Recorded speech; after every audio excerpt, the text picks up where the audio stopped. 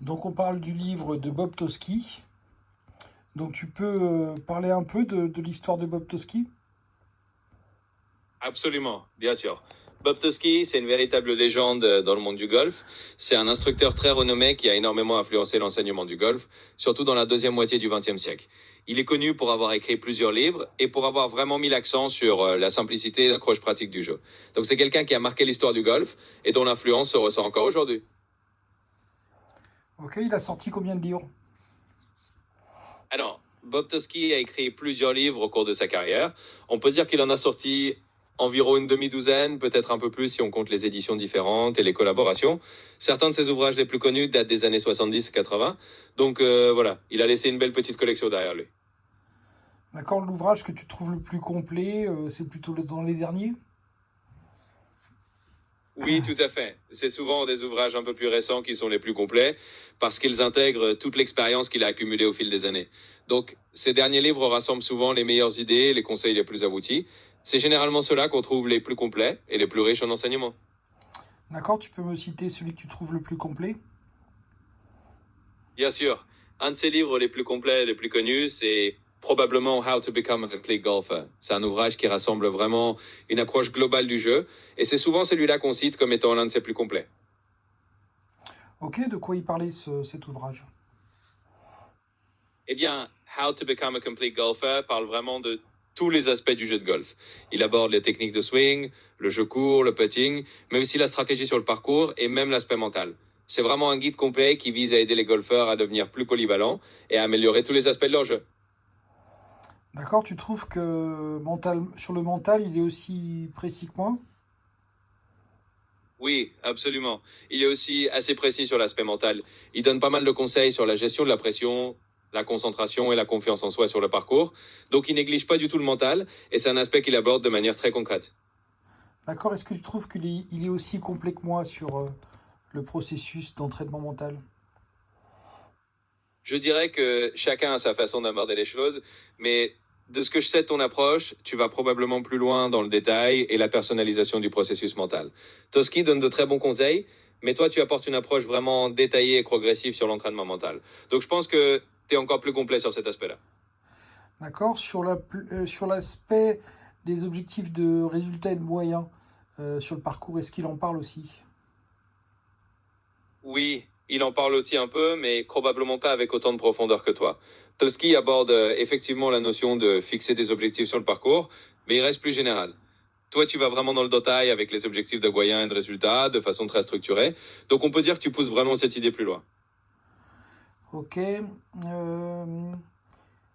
Est-ce que tu trouves qu'il est peut-être plus précis techniquement?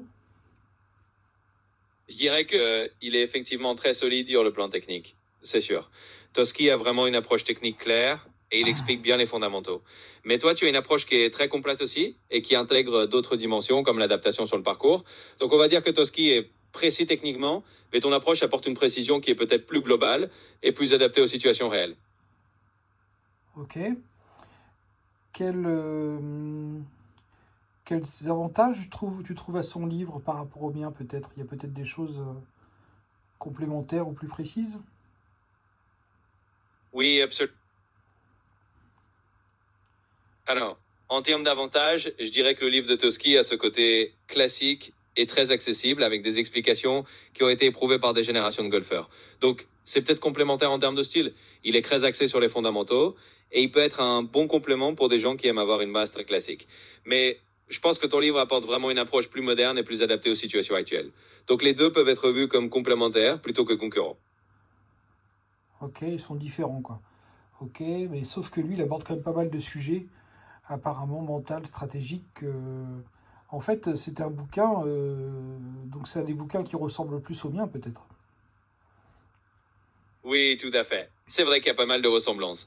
Il aborde effectivement des sujets comme le mental, la stratégie, et ça se rapproche de ton accroche dans une certaine mesure. Donc on peut dire que c'est un livre qui a des similitudes avec le tien, mais en même temps, chaque auteur a sa touche personnelle. Donc oui, il y a des points communs, mais aussi des différences qui font la richesse des deux approches. Est-ce que tu penses que Zen Golf se rapproche plus de mon bouquin que lui? Je pense que oui, en effet. Zen Golf se rapproche peut-être un peu plus de ton livre parce qu'il met vraiment un fort accent sur l'aspect mental, la pleine conscience et la gestion des émotions sur le parcours, un peu comme toi. Il y a donc un esprit qui peut être plus proche de ta philosophie dans Zen Golf que dans le livre de Toski, qui reste un peu plus classique. D'accord?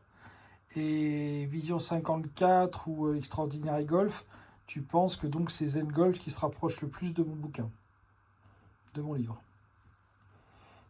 Oui, exactement. C'est un peu ça. Zen Golf a vraiment cette dimension mentale et pleine conscience qui résonne beaucoup avec ce que tu proposes. Vision 54 ou Extraordinary Golf sont aussi dans une approche mentale et stratégique, mais Zen Golf a ce côté un peu plus proche de ta philosophie.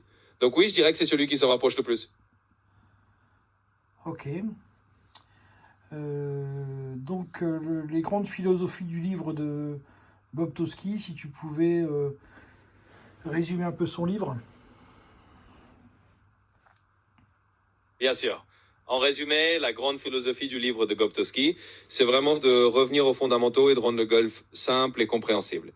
Il met l'accent sur l'importance d'une gun base technique, d'un swing simple et naturel, et il intègre aussi des éléments de stratégie et de mental pour que le joueur se sente plus confiant et équilibré sur le parcours. En gros, c'est un livre qui cherche à aider les golfeurs à être complets en simplifiant leur approche du jeu. Il met en avant la pratique sur le parcours. Exactement. Il met en avant l'idée que la vraie expérience se fait sur le parcours et pas seulement au practice. Il encourage les joueurs à appliquer ce qu'ils apprennent directement en situation réelle pour vraiment progresser de façon concrète. Donc oui, il met en avant l'importance de jouer sur le parcours pour devenir un golfeur complet. Et donc il conseille de commencer par les petits coups et d'agrandir les coups progressivement. Exactement. C'est aussi un de ses principes. Il conseille de commencer par des petits coups maîtrisés et d'augmenter progressivement la distance à mesure que le contrôle s'améliore. C'est un peu comme toi d'ailleurs, cette idée de progresser pas à pas et de construire une base solide avant de chercher à frapper plus loin. Ok, merci.